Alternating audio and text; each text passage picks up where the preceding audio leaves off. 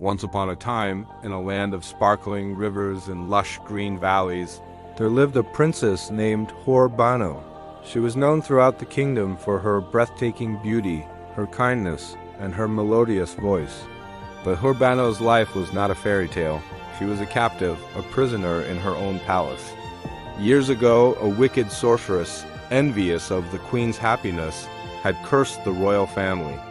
The curse dictated that the firstborn princes would be bound to the palace, unable to step into the outside world. A magical, invisible barrier surrounded the palace grounds, trapping Hoor Bano within its confines. From her balcony, Hoor Bano would watch the world go by. She saw children playing in the fields, families sharing picnics by the river, and lovers walking hand in hand under the moonlight. A deep sense of longing and sorrow filled her heart. She yearned for the freedom to feel the grass beneath her feet, to smell the wildflowers, and to experience the world beyond her gilded cage. Her days were spent in solitude, with only her books and her songs for company. She would sing of her pain, her voice echoing through the empty halls of the palace. Her songs were so beautiful and so full of emotion that even the birds would stop to listen, their cheerful chirping replaced by a somber silence. One day, a prince from a neighboring kingdom, known for his bravery and his arrogance, heard tales of the captive princes with the enchanting voice. Intrigued, he journeyed to Hoor Bano's kingdom, determined to see this mysterious princess for himself.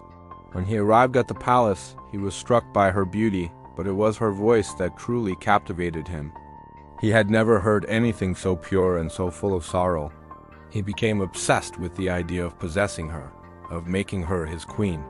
He tried to break the magical barrier, but his efforts were in vain. The sorceress's magic was too powerful. Frustrated, the prince's desire turned into a cruel obsession. He began to visit Hoor Bano every day, not to comfort her, but to taunt her with tales of the outside world. He would describe the mountains he had climbed, the oceans he had sailed, and the vibrant cities he had visited. His words were like daggers to Hoor Bano's heart. She would listen in silence, her eyes filled with unshed tears. The prince, seeing her pain, felt a twisted sense of satisfaction. He believed that by breaking her spirit, he could make her his. But Hoor Bano was stronger than he thought. Her sorrow did not break her, it fueled her. She poured all her pain, her longing, and her defiance into her songs. Her voice grew more powerful, more enchanting, and more heartbreaking with each passing day. Her songs traveled beyond the palace walls, carried by the wind to every corner of the kingdom and beyond. People would stop what they were doing to listen, their hearts moved by the raw emotion in her voice. They heard her story, her pain, and her plea for freedom. The prince, realizing that his cruelty was only making her more famous and more beloved, became enraged. He forbade her from singing, threatening to harm her family if she disobeyed. Forced into silence, Hoor Bano's world became even darker.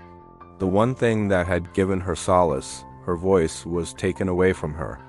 The light in her eyes began to dim, and her beautiful face was etched with a permanent sadness. But the story of the captive princes and her silent sorrow did not end there. Her songs had planted a seed of rebellion in the hearts of the people. They could not bear to see their beloved princess suffer any longer. A group of brave young men and women, inspired by her story, decided to take matters into their own hands. They sought out the wise old woman of the mountains, who was said to know the secrets of ancient magic. The old woman, moved by their plea, revealed that the curse could only be broken by a selfless act of true love. But this love was not the possessive obsession of the prince. It was a love that was willing to sacrifice everything for the happiness of another. The people of the kingdom, united by their love for Hoor Bano, came together.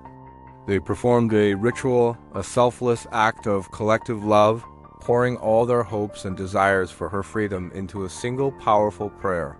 As their voices rose in unison, a brilliant light enveloped the palace.